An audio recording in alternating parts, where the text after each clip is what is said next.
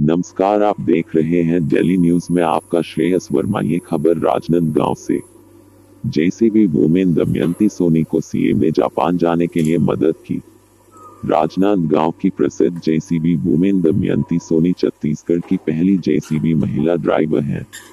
दमयंती सोनी अपने पति के मृत्यु के बाद अपने पति का जेसीबी चलाने लगी। इसके बाद से वह जेसीबी वुमेन के नाम से जानी जाती थी, प्रसिद्ध हो गई थी। उनका स्वर्ग की पति जेसीबी ड्राइवर थे। जब भी वह लंच में घर आते थे तब वह अपनी पत्नी को जेसीबी सीखना थे। दमयंती को भी जेसीबी चलाने में बड़ा मजा आता था। धीरे धीरे दमयंती सोनी जेसीबी चालक महिला के रूप में राजनांदगांव में प्रसिद्ध हुई। फिर राजनांदगांव की जेसीबी एजेंसी दमयंती को जेसीबी एक्सपो में जेसीबी चलाने भेजते थे, जिसके बाद दमयंती बेंगलुरु, कोलकाता और कई बड़े शहरों में जेसीबी एक्सपो में विदेश के सामने हुनर दिखा चुकी थी। पिछले साल उनका जापानी कंपनी ने जेसीबी एक्सपो में जापान बुलाया था, लेकिन आर्थिक तंगी के कारण नहीं जा पाए। इस बार फिर से उनको जापान जाने का ऑफर मिला, लेकिन आर्थिक तंगी के कारण नहीं जा पा रही। गुरुवार को छत्तीसगढ़ के सीएम विष्णुदेव साय ने जनदर्शन के दौरान जेसीबी ड्राइवर दमयंती सोनी को बोला, सामान पैक करें। दमयंती सोनी ने बताया, जब उनके पति जिंदा थे तब उनके पति ने उनको जेसीबी सिखाया था।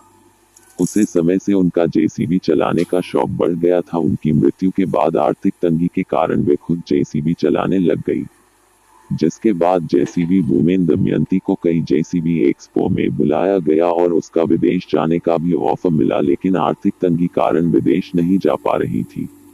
कल गुरुवार को जनदर्शन के दौरान मुख्यमंत्री से मैंने जापान ऑफर की बात बताई और आर्थिक तंगी की बात बताई। मुख्यमंत्री ने मुझे आर्थिक मदद दी है और जापान जाने के लिए सामान पैक करने को कहा।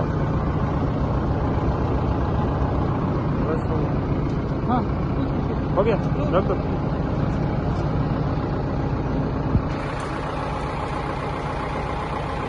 हो गया, आप आ जाइए।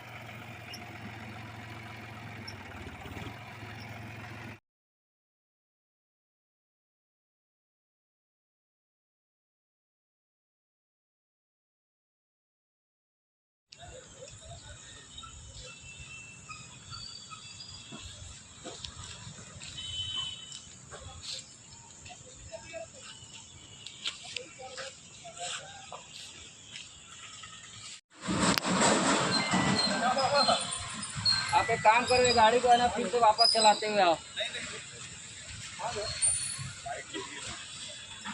हाँ,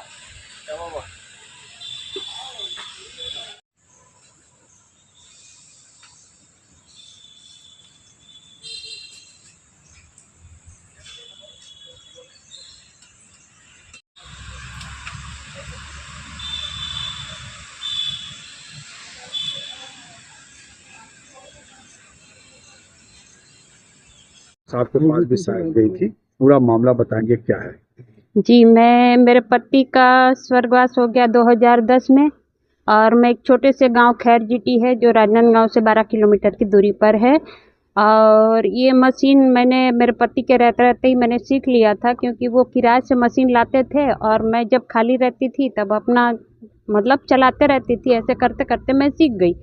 जब मेरे पति 2010 में जब स्वर्गवास हो गया उनका, तो मेरे लिए बहुत बड़ी जिम्मेदारी थी कि बच्चे को पढ़ाना है, परिवार पूरा संभालना है।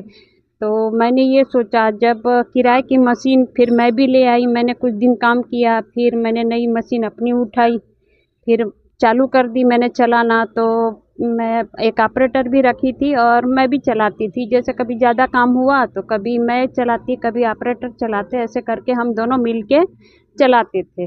और मैं जेसीबी के अलावा मैं चेन माउंटेन भी चला लेती हूँ। 210 हो चाहे 120 हो चाहे जो भी हो, 200 हो, सारी मशीनें मैं चला लेती हूँ। मेरे कोई दिक्कत नहीं है, मैं कंटिन्यू 24 घंटा मशीन चला सकती हूँ।